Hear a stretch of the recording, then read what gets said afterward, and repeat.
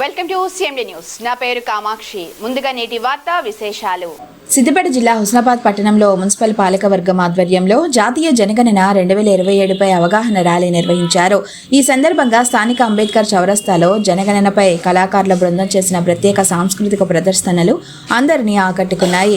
ఎలాంటి అపోహలు లేకుండా ప్రజలందరూ తమ వివరాలని 16వ జాతీయ జనగణనలో నమోదు చేయించుకోవాలని municipal commissioner Mallikarjun, municipal chairman Dandi Lakshmi పట్టణ ప్రజలను కోరారు. 2021లో జరగాల్సిన జనగణన కోవిడ్ కారణంగా వాయిదా పడిందని 2027 ఫిబ్రవరిలో జరుగుతుందని తెలియజేశారు. ప్రస్తుతం మొదటి దశలో మే 11 నుంచి జూన్ 11 వరకు గృహాలకు వస్తున్న ఎన్యూమరేటర్లకు ప్రజలు సహకరించాలన్నారు. ప్రజలు ఇచ్చే వివరాలు గోప్యంగా ఉంటాయని, వాటి వల్ల ప్రభుత్వ పథకాలు ఏవీ కూడా కోల్పోయే అవకాశం లేదన్నారు. రెండవ దశలో 2027 ఫిబ్రవరిలో జనాభా గణన జరుగుతుందని, ప్రజల యొక్క ఆర్థిక స్థితిగతులు తెలుసుకొని క్రోడీకరించి అవసరమైన పథకాలను ప్రవేశపెట్టడానికి ఈ జనాభా లెక్కలు ప్రభుత్వాలకు ఉపయోగపడతాయన్నారు.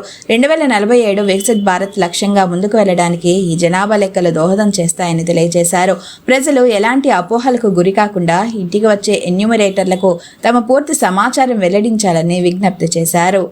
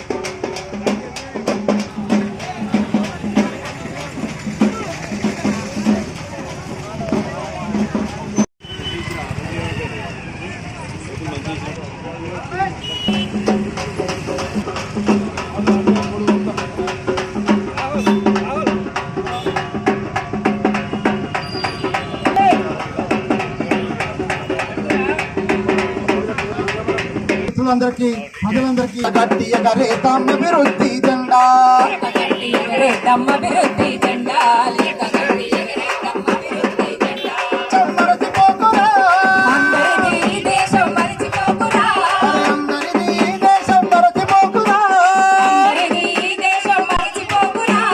అందులోన నిన్ను నువ్వు నిలుపుకోజరా మోగింది జనగణన గంట వివరాలే తెలపాలే ప్రతి ఒక్కరి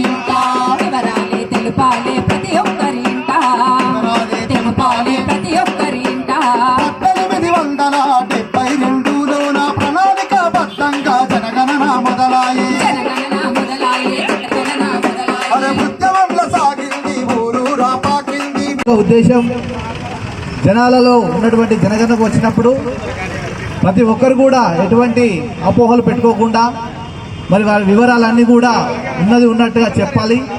దానివల్ల ఆ వివరాలను కూడా గోప్యత ఉంటుంది. కాబట్టి అందరూ కూడా ఎన్యూమరేటర్లు వచ్చినప్పుడు వారి ఎన్యూమరేటర్కు మేము ఆల్రెడీ ఐడెంటిటీ కార్డు కూడా ఇచ్చాము.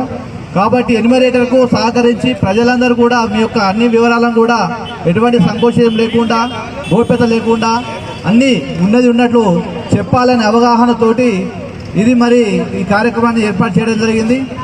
మరి ఈ యొక్క జనాభా గణన అనేది ఇప్పుడు మనకు 16వ భారత జాతీయ జనగణన కార్యక్రమం 2021లో ఉండవలసిన జనగణన కోవిడ్ కారణం వల్ల మరి 2027 జనాభా గణన మొదలయ్యింది. దీనిలో 2 విడతలుగా ఉంటుంది. మొదటి విడత మనకు గృహాల గణన జరుగుతుంది.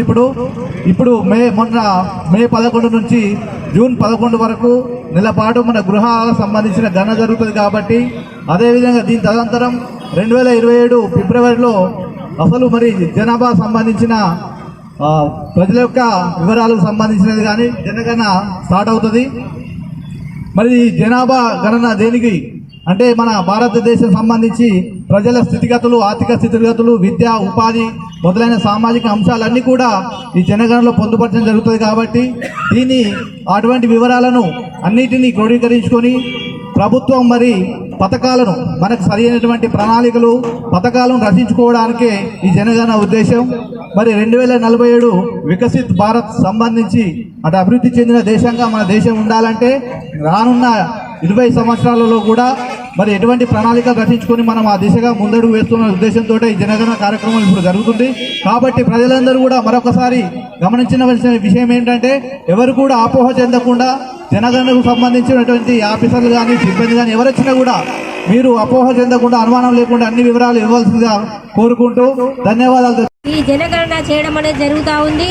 ఈ జనగణన చేయడం వల్ల మన ప్రతి ఒక్క కులానికి ప్రతి ఒక్క లెక్కలు అనేది తీయడం కోసము మన ఇండ్ల వార్డు వైజ్గా ఎన్ని ఇళ్ళు ఉన్నాయి, ఎంత జనాభా ఉంది, అట్లాగే హుస్నాబాద్ పట్టణంలో టోటల్గా మనకు ఎంత జనాభా ఉంది, అది కూడా కులాల వారీగా చేయడం అనేది జరుగుతూ ఉంది.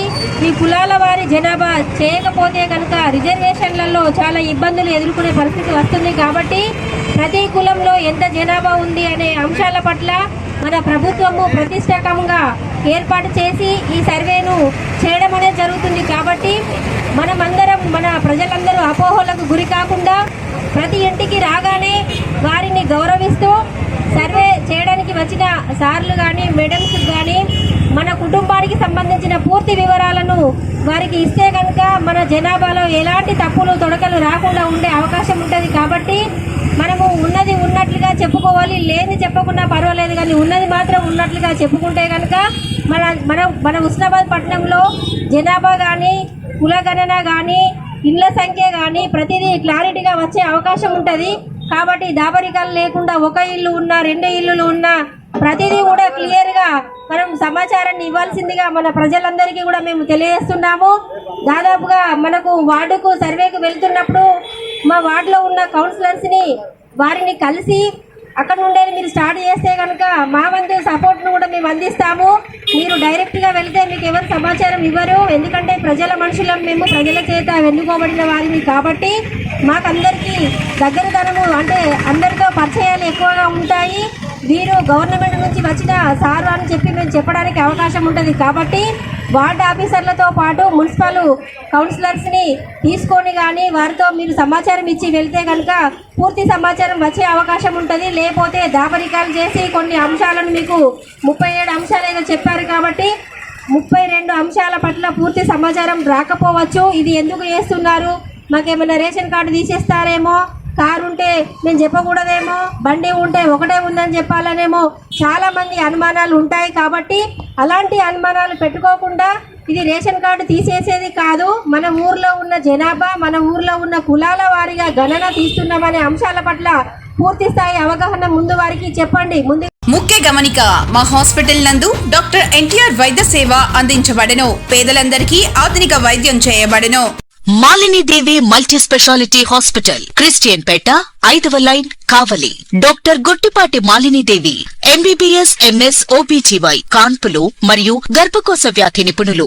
మాలినీదేవి మల్టీ స్పెషాలిటీ హాస్పిటల్ నందు అందించు వైద్య సేవలు: సాధారణ కాన్పులు, సిజేరియన్లు, లాప్రోస్కోపిక్ ద్వారా గర్భసంచికి సంబంధించిన ఆపరేషన్లు, ట్యూబెక్టమీ, పిల్లలు లేకుండా operation, high risk pregnancy, ectopic pregnancy మరియు గర్భసంచి నీటి బుడగలు, గర్భసంచి జారిన ఆపరేషన్లు, రొమ్ముగడ్డలకు చికిత్స, నెలసరి ఇబ్బందులకు చికిత్స, మెనోపాజ్ సమస్యలకు చికిత్స చేయబడును. స్త్రీలకు సంబంధించిన అన్ని సమస్యలకు చికిత్స చేయబడును. Doctor Battina Narendra Babu MBBS, MS, general and laparoscopic surgeon. Laparoscopic ద్వారా అపెండిసెక్టమీ, 24 గంటల కడుపు నొప్పికి చికిత్స, హెర్నియా మరియు పిత్తాశయంలో రాళ్లు తీయబడెను. వరి బీజం, హెర్నియా, నరాలు ఉబ్బడం, హైడ్రోసెల్, థైరాయిడ్ ఆపరేషన్లు చేయబడెను. Malinidevi multi speciality hospital, Christian Peta, 5వ లైన్, కావలి. ఫోన్ నంబర్స్ 9398665676 మరియు 08626245167.